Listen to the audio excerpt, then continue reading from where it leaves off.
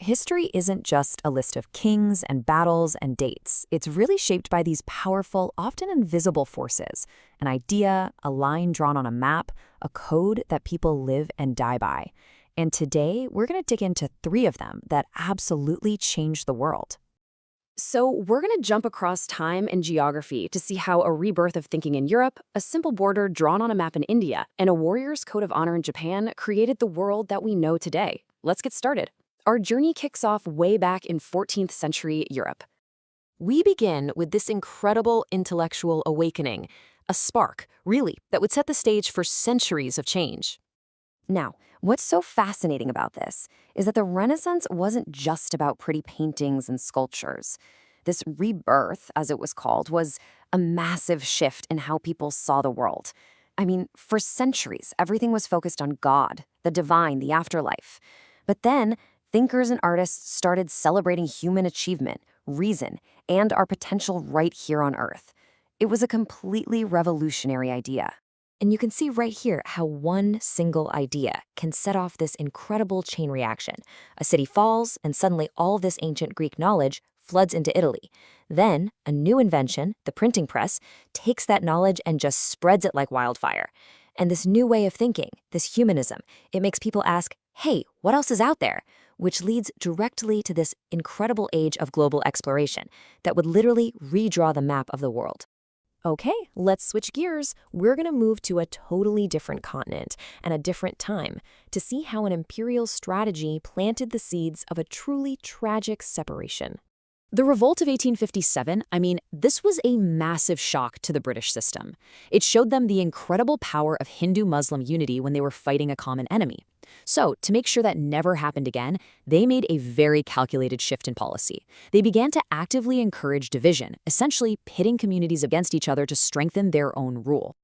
And here's the crucial point. This policy wasn't just a social thing. It drove a political wedge deep into the subcontinent. By supporting the Muslim League and granting what were called separate electorates, where only Muslims could vote for Muslim candidates, the British basically hardwired religious identity into politics. It created these two parallel tracks that in the end would be impossible to bring back together. And this political division, born from that strategy of divide and rule, well, it would explode into one of the most painful events of the 20th century. And it all hinged on a single line drawn on a map. Just try to wrap your head around that number. 10 million people. That's more than the entire population of some countries today. 10 million lives uprooted, forced to leave their homes, their businesses, their history, everything, all in just a matter of weeks. The sheer scale of it is almost impossible to imagine. And you know what makes this whole thing so tragic?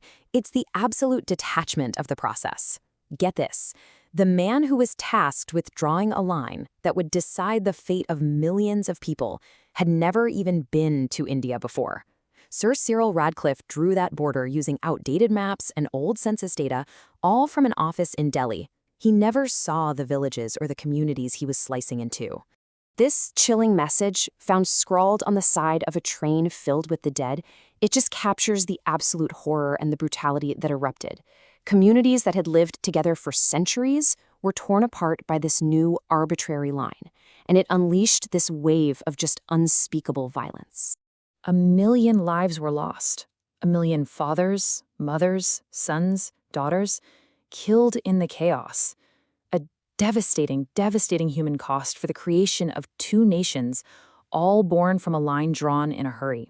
But the partition line wasn't the only challenge, not by a long shot. Inside the new borders of India, the map still had over 500 holes in it that had to be filled to create one single unified country.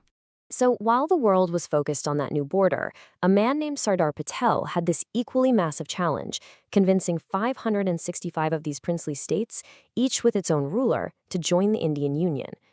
If he failed, the new nation wouldn't just be divided, it would look like Swiss cheese. And this table really shows you how unbelievably complicated that task was. So look at Junagadh. You've got a Muslim ruler over a population that's 82% Hindu.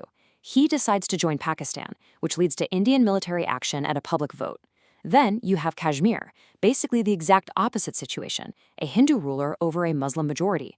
His decision to join India, which happened under the threat of invasion, sparked a conflict that is still shaping that region to this very day. Okay, for our last stop, let's shift completely.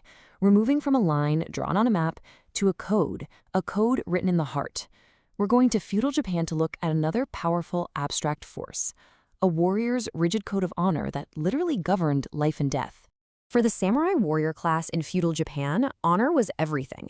It was more valuable than life itself.